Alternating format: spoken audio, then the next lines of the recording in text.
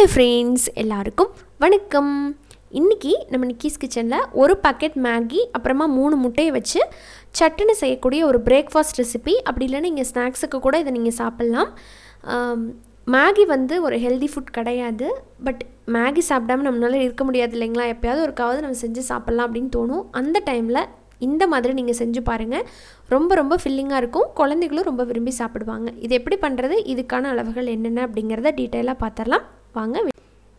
வீடியோக்குள்ளே போகிறதுக்கு முன்னாடி நம்ம சேனல் நிக்கீஸ் கிச்சனை இன்னும் சப்ஸ்கிரைப் பண்ணாத நண்பர்கள் ப்ளீஸ் சப்ஸ்கிரைப் பண்ணிவிட்டு கூட இருக்கிற அந்த பெல் ஐக்கானை மறக்காமல் கிளிக் பண்ணிடுங்க.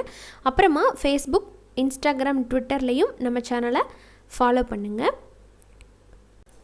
இந்த ரெசிபி பண்ணுறதுக்கு நமக்கு ஒரு பாக்கெட், நான் முதவே சொன்ன மாதிரி ஒரு பாக்கெட் மேகி தேவைப்படுது. ஓரமாக வச்சுட்டு 1 கப் தண்ணி அளந்து எடுத்துருக்கிறேன் மெஷரிங் கப்பில். அதை சேர்த்து அதுக்கப்புறமா அது லைட்டாக கொதித்ததும் கொஞ்சம் உப்பு சேர்த்துக்கலாம்.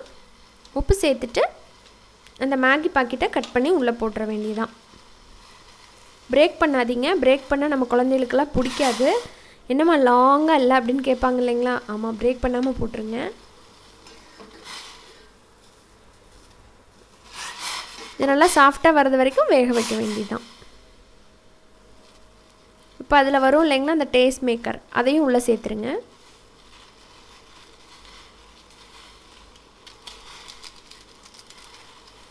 நம்ம மேகி வந்து அடிக்கடி செய்யக்கூடாது, அது நல்லது கிடையாது. 1 மாதத்துக்கு ஒரு டைம், 2 மாதத்துக்கு ஒரு டைம் அந்த மாதிரி நீங்கள் ஒரு நாள் செய்யலாம், ஒன்றும் தப்பு இல்லை. குழந்தைகளுக்கு முடிஞ்ச அளவுக்கு கடையில் வாங்குகிற ஃபுட்டை அவாய்ட் பண்ணுறது நல்லது தான்.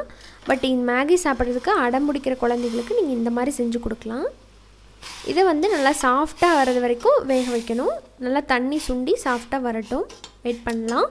அடுத்ததான் நம்ம இதுக்கு வந்து முட்டை மிக்சர் ரெடி பண்ணி வச்சுக்கலாம். அதுக்கு ஒரு பவுலில் முட்டையை உடச்சி ஊற்றிக்கிறேன். நான் இன்றைக்கி 3 முட்டை எடுத்திருக்கேன் இல்லைங்களா, அதை வந்து உடச்சி ஊற்றிக்கலாம்.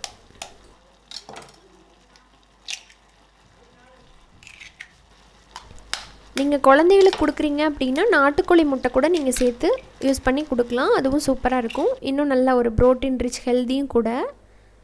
நான் பிராய்லர் கோழி முட்டை தான் எடுத்திருக்கேன் இன்றைக்கி.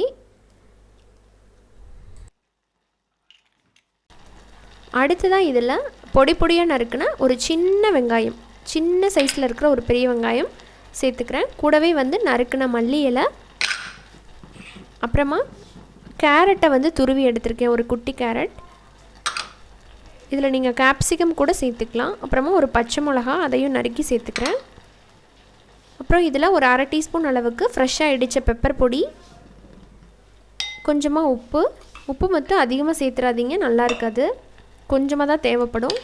இது எல்லாத்தையுமே சேர்த்துட்டு நல்லா மிக்ஸ் பண்ணிக்கோங்க. வெஜிடபிள்ஸ் பொறுத்த வரைக்கும் உங்களோட சாய்ஸ் தான். நீங்கள் உங்களுக்கு பிடிச்சமான எந்த வெஜிடபிள்ஸ் வேணாலும் நீங்கள் சேர்த்துக்கலாம், நல்லா ஹெல்த்தியாக இருக்கும். கேப்சிகம், முட்டைக்கோஸ் அந்த மாதிரி எது வேணாலும் நீங்கள் போட்டுக்கலாம். இப்போ இதை நல்லா பீட் பண்ணிக்கோங்க. பீட் பண்ணி ஓரமாக வச்சிடலாம். இப்போ மேகி எப்படி இருக்குன்னு பார்க்கலாம். பாருங்கள், நல்லா ட்ரை ஆகி வந்திருக்கு. இப்போ இதை ஒரு பிளேட்டில் மாற்றிட்டு நம்ம அடுத்து என்ன பண்ணலாம் அப்படிங்கிறத பார்த்துடலாம். அடுத்ததாக ஒரு ஃப்ரை பேன் வச்சுருக்கிறேன். அதில் பார்த்தீங்கன்னா 1 டேபிள் ஸ்பூன் அளவுக்கு பட்டர் சேர்த்துருக்குறேன். நான் இன்றைக்கி வந்து பட்டர் சேர்த்து பண்ண போகிறேன். உங்களுக்கு பட்டர் வேணாலும் யூஸ் பண்ணிக்கலாம். அப்படி பட்டர் வேண்டான்னு நினச்சிங்கன்னா ஆயிலில் கூட நீங்கள் இதை செஞ்சுக்கலாம், அது உங்கள் விருப்பம்தான். பட்டர் வந்து நல்லா மெல்ட் ஆகிற வரைக்கும் வெயிட் பண்ணலாம். எனக்கு வந்து இந்த முட்டையில் செய்கிறது எல்லாமே பட்டரில் பண்ணும்போது நல்லா ருசியாக இருக்கும், ரொம்ப பிடிக்கும்.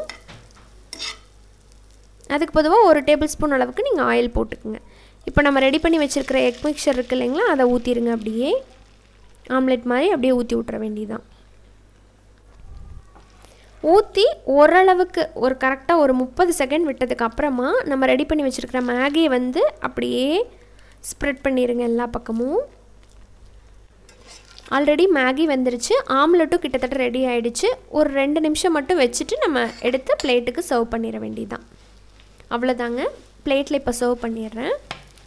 பாருங்கள், அழகாக வந்திருக்கு. நான் மேகியும் எக்கும் வச்சுருக்கிறனால நான் நூடுல்ஸ் வந்து எக் நூடுல்ஸ் பண்ண போகிறேன் அப்படின்னு நீங்கள் நினச்சிருப்பீங்க. இந்த மெத்தடை எதிர்பார்த்துருக்க மாட்டீங்கன்னு நினைக்கிறேன். இது உங்களுக்கு ரொம்ப புதுசாக இருக்கும் அப்படின்னு நான் நம்புகிறேன். இதோட டேஸ்ட் வந்து சூப்பராக இருக்கும். மேலே லைட்டாக பெப்பர் பொடி சேர்த்து நீங்கள் சர்வ் பண்ணலாம். இதை நீங்கள் டீ காஃபியோடு வச்சு சாப்பிட்லாம். அப்படி இல்லைன்னா மார்னிங் பிரேக்ஃபாஸ்ட்டுக்கும் நல்லா ஃபில்லிங்காக இருக்கும். சாப்பிட்டிங்கன்னா கண்டிப்பாக 12 மணி வரைக்கும் பசிக்காது. ஸோ செஞ்சு பாருங்கள். உங்கள் வீட்டு குழந்தைகளுக்கும் செஞ்சு கொடுங்க. அவங்க என்ன சொன்னாங்க, அவங்களோட கமெண்ட்ஸ் எப்படி அப்படிங்கிறதையும் என் கூட ஷேர் பண்ணிக்கோங்க. இந்த வீடியோ உங்களுக்கு பிடிச்சிருக்குன்னு நினைக்கிறேன். பிடிச்சிருந்ததுன்னா மறக்காமல் நம்ம சேனலை எப்பயும் போல் லைக் பண்ணிவிட்டு உங்கள் ஃப்ரெண்ட்ஸ் அண்ட் ரிலேட்டிவ்ஸோடு ஷேர் பண்ணுங்கள். இன்னொரு இன்ட்ரெஸ்டான ரெசிபியோட உங்களை சீக்கிரமாக வந்து மீட் பண்ணுறேன். அது வரைக்கும் நன்றி, வணக்கம்.